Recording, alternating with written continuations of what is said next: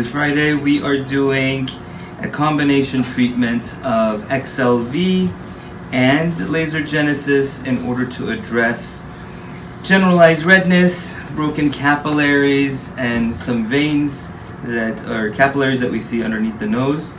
This is treatment number 2. How much improvement did you see from the first treatment? I think redness definitely went away. It went away, Redness, okay. yeah. And then as far as some of the vascularity in the veins? I think they're less noticeable. Less noticeable. So that's why it's done in a series.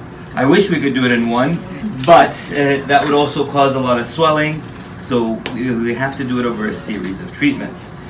Rest assured, this time it should be a little easier than the first time.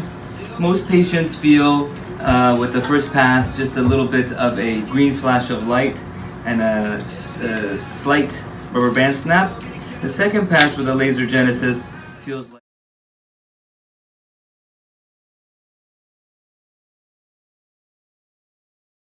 for the veins underneath the nose. I'm going to change the parameters to be a little bit more aggressive.